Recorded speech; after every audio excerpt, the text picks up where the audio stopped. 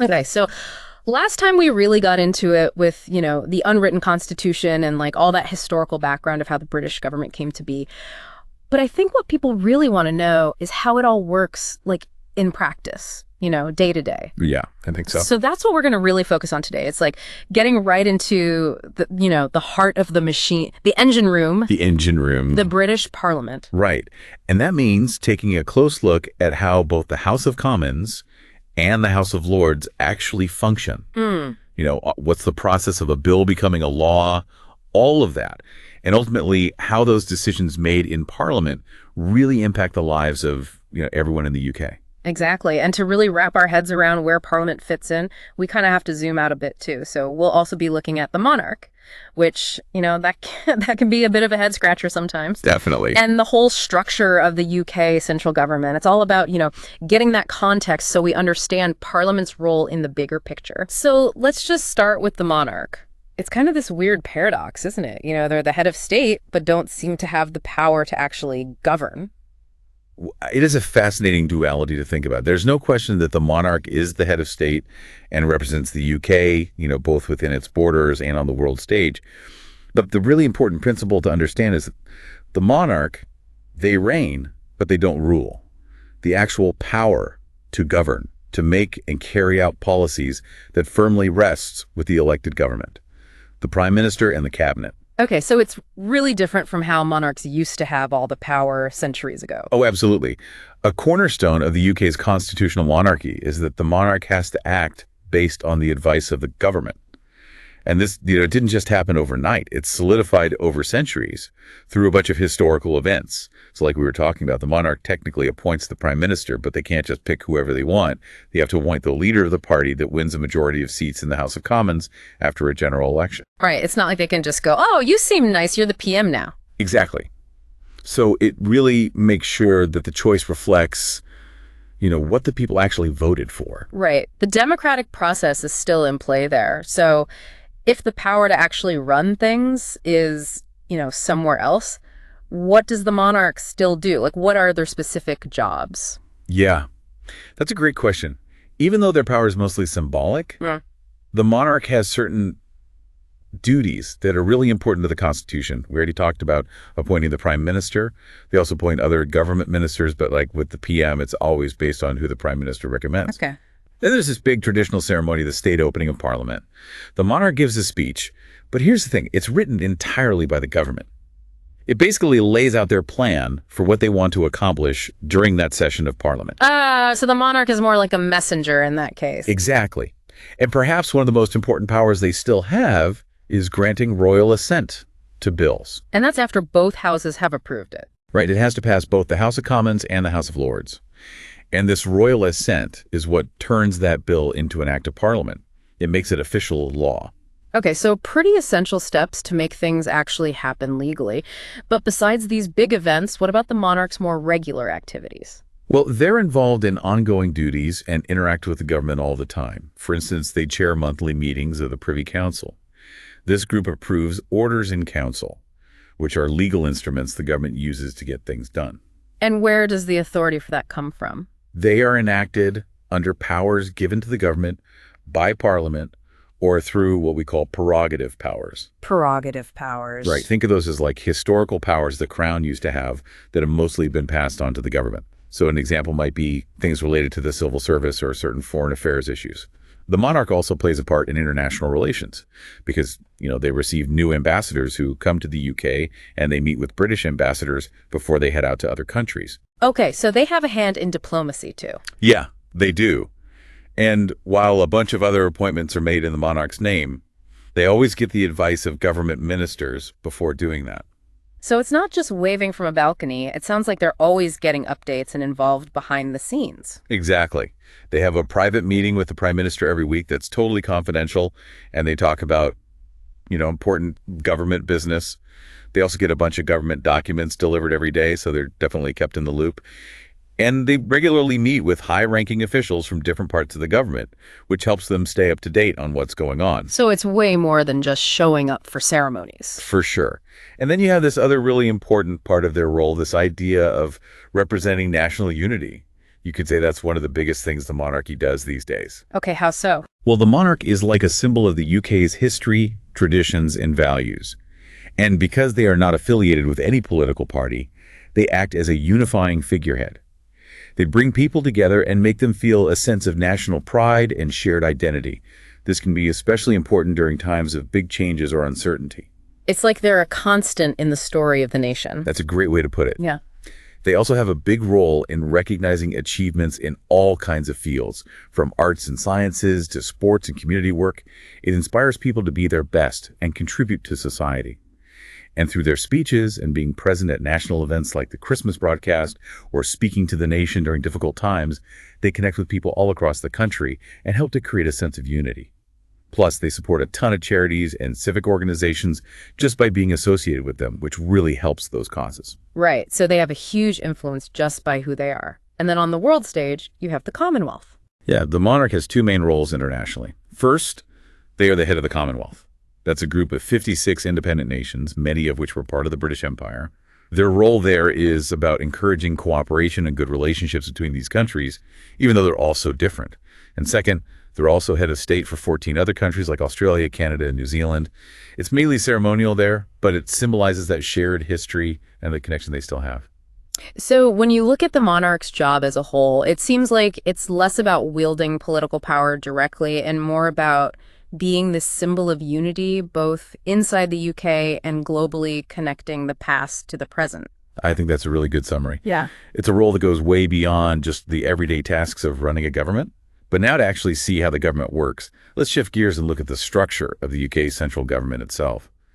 So the UK system is based on the principle of separation of powers. Right. And in the UK, that breaks down into three main branches. You've got the legislature, which is Parliament, and that's made up of the House of Commons, which is where the government is formed because it's, elected.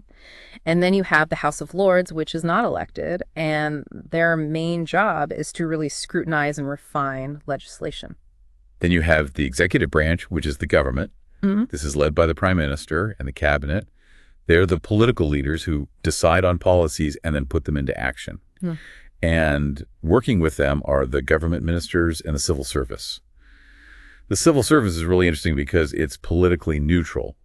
They're the ones who handle the day-to-day work of carrying out those policies. And then, of course, there's the third branch, the judiciary or the court system. Right at the top, you've got the Supreme Court, which is the highest court of appeal.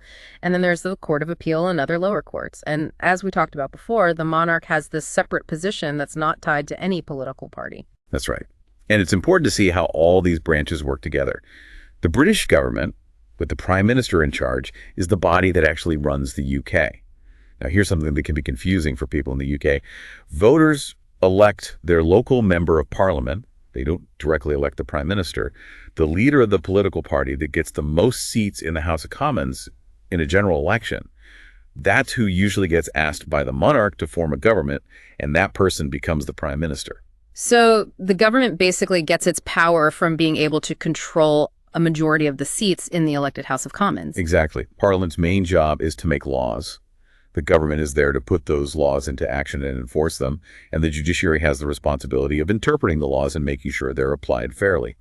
It's a system with checks and balances, but the way those powers are separated is a bit different from other models like the US, where you have a much more strict separation. Okay, that gives us a good overview of the whole structure. So now let's zoom in on a key player within the executive branch, the British Prime Minister. What does it actually take to become prime minister? I mean, it's not like anyone can just walk in and take the job, is it? No, definitely not. There are some important requirements. First off, and this is the most relevant today, the prime minister has to be a member of the House of Commons. Technically, a member of the House of Lords could become prime minister. It's super rare and hasn't happened in ages. This is mainly because of the idea of accountability. The prime minister leads the government, and they are accountable to the House of Commons. Yeah. The part that's actually elected by the people. So that direct connection to the voters is really key. Totally. Secondly, the prime minister is always the leader of a major political party. And most importantly, to actually become prime minister, that party leader needs to have the support of the majority of the House of Commons members. This usually happens when they win a general election and get the most seats for their party. It's a position they earn through a democratic process. It's not something they inherit. Right. It's definitely not like, oh, you're next in line for the throne. No, not at all. So once someone does become prime minister, what exactly are they responsible for? It sounds like a pretty massive job. It is a huge responsibility. The prime minister is the head of what's officially called His Majesty's government. They're ultimately the one in charge of all the government's policies and the decisions they make. And they're also the ones overseeing the whole civil service and all the different government agencies, although a lot of that authority is delegated to other ministers. So they're at the very top of the executive branch. What are some of the specific things they do, like day to day? One of the first things they do is pick the members of their government, the cabinet. They're also the main person representing the government in the House of Commons. So they lead debates and answer questions from other MPs. And another important responsibility that people might not know as much about is being the Minister for the Union. Minister for the Union. Yeah, it means the Prime Minister has a specific duty to make sure that all parts of the UK, England, Northern Ireland, Scotland, and Wales are represented in the government, and that the government takes care of the interests of the whole UK. So they have to think about the needs of all the different nations within the UK. Absolutely. And then thinking about their role in the House of Commons, the Prime Minister has a really important job in guiding the government's legislative agenda through Parliament. They're the ones making sure the bills they want to pass actually become law. That involves strategic thinking, negotiation with other MPs, and being able to really communicate the government's priorities clearly. And outside of Parliament, what are they doing, like on the executive side of things? Their executive responsibilities are pretty wide-ranging. As we said, they appoint all the government ministers. They're also key in coordinating all the policies and activities of the different government departments and the civil service, making sure everything runs smoothly, and that they have a unified approach to how the government works. And of course, they're the public face of the government, right? They're the ones we see representing the UK everywhere. Yeah, absolutely. The Prime Minister is the main spokesperson for the government, both at home, talking to the nation about important issues, and abroad, representing the UK in discussions with leaders from other countries. They also head up several important cabinet committees, like the ones focusing on national security and economic policy. So they have direct control over some really critical areas. And speaking of recent times, we've seen some changes in leadership, haven't we? We have. Boris Johnson's time as Prime Minister came to an end after a bunch of political challenges. Liz Truss took over after him, but she wasn't in office very long. And then Sir Keir Rodney Starmer became Prime Minister in 2024. So tell us a bit about him. Well, he's been the leader of the Labour Party since 2020, and before becoming Prime Minister, he was the leader of the opposition. He's been the Member of Parliament for Holborn and St. Pancras since 2015. And before getting into politics, he had a very successful career in law. He was even the Director of Public Prosecutions for England and Wales for 5 years. So someone with a lot of experience in law and public service. Now we always see the Prime Minister at number 10 Downing Street. Is that their only office? Number 10 Downing Street is the official residence and the main office for the British Prime Minister in London. It's right in Whitehall, as your sources show. But they also have access to a country house called Chequers. Chequers. It sounds pretty historic. What's that for? Chequers is a country house that belongs to the British government. And it's basically the Prime Minister's getaway from the city. It's a place where they can get away from all the stress and pressure of London.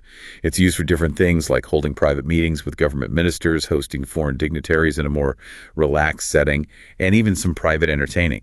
So it's a combination of a place to rest and a place to carry out official duties in a different environment. So, number 10 is for the everyday stuff, and Chequers is for a change of scene and maybe some more private meetings. Yeah, okay, that gives us a good understanding of the Prime Minister's role. So let's move on to the cabinet.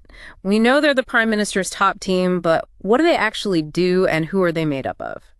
The cabinet is really the top decision-making body in the UK government. It's made up of the Prime Minister and a group of senior ministers. They all work together to create policies and put them into practice, and they're also responsible for making sure the whole government operates effectively. So it's where all the big decisions about the direction of the country are made? Pretty much. In terms of who's in the cabinet, there are usually around 21 official members who get paid a salary, and they're the heads of the major government departments. So you have the Home Secretary, the Chancellor of the Exchequer, who's in charge of the country's finances, the Foreign Secretary, and so on. There's a law that limits how many paid cabinet ministers there can be, which reflects, historical efforts to keep the government from getting too big and expensive. And there's this interesting quirk, the Lord Chancellor, who oversees the judiciary. They're paid separately and don't count towards this limit. Ah, a little loophole. Right. So there are about 21 key people, but are there other people involved too? I would guess so, right? Yeah. Sometimes you have ministers like the Attorney General, who's the government's main legal advisor who gets invited to cabinet meetings. They have what's called attending cabinet status. So they can give their expert opinions, but they don't get a vote. Ultimately, the cabinet is the place where the government makes the final decisions on big policies, any new laws that are proposed, and all the important national priorities. It's also technically a committee of the Privy Council, which just shows its historical role as an advisory body to the monarch. The Prime Minister is the one who leads the cabinet meetings and keeps the discussions on track, and the members are mainly the secretaries of state, the heads of those major government departments, as well as some other really senior ministers who don't have specific departmental responsibilities. Okay, so it's a meeting place for the most powerful people in the government to debate and decide what the country should do. What are their main jobs and responsibilities as a group? Each cabinet minister is the head of their own department, which means they're in charge of a specific area of government policy and making sure those policies are actually put into practice. The cabinet meets regularly, usually once a week, to decide on new policies and figure out the government's priorities, to make sure policies are being carried out smoothly across all the different government departments, and to deal with any urgent issues that come up. And then there's that important concept of collective responsibility. What does that mean in practice? Collective responsibility is a big deal. It means that every single member of the cabinet has to publicly support whatever the cabinet decides, even if they had different opinions during the discussions. Once a decision is made, they have to present a united front. No publicly criticizing the government's policy. This idea is supposed to keep the government stable and make sure everyone's on the same page. So no going out and saying, well, I actually disagree after the meeting. Nope. A lot of times this means ministers have to prioritize the overall goals of the government over what their own department might want. It avoids conflicts and keeps things consistent. But there's a really important flip side to that. If a cabinet minister really disagrees with a core government policy and feels like they can't support it publicly, the tradition is that they have to resign. And we've seen some pretty famous examples of that, haven't we? Yeah, there's been some big ones like Robin Cook. He resigned as foreign secretary in 2003 because he was against the Iraq War. And David Davis resigned as Brexit secretary in 2018 over disagreements with the government's Brexit strategy. Those resignations show how serious this idea of collective responsibility is and what can happen if someone's deeply held beliefs clash with what the government is doing. So the cabinet is basically the prime minister's A-team. They work together to make all the big decisions, and they're expected to stand behind those decisions publicly, and if they really can't agree, they're supposed to resign. Sounds like a tough job. It definitely can be. The cabinet is absolutely crucial to making the UK government work. They're the ones making sure all the different parts of the executive branch are working together to achieve shared goals. Well, this has been a really fascinating look into how the British Parliament works, the unique role of the monarch, the structure of the central government, all the responsibilities the prime minister has, and the crucial role of the cabinet. It really helps us see how these pieces fit together and how they shape politics in the UK. Absolutely. Understanding these different roles and how they relate to each other is key to grasping the complexity of how decisions are made in the UK. So as you, our listeners, keep exploring British government and politics, here's something to think about. How does the unwritten constitution, which is the foundation of everything we talked about, how does it actually affect the dynamics and the balance of power between all these different groups we've looked at today? Or maybe think about this. What are the advantages and the potential downsides of a system that has both an elected government and a hereditary head of state? There's a lot to consider. A lot to consider. Thanks for joining us for this deep dive. It's been a pleasure.